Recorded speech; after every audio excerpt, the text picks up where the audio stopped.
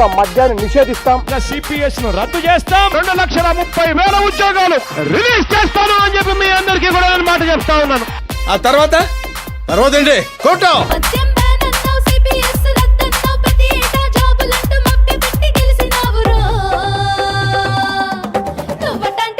psycho కాదు మామ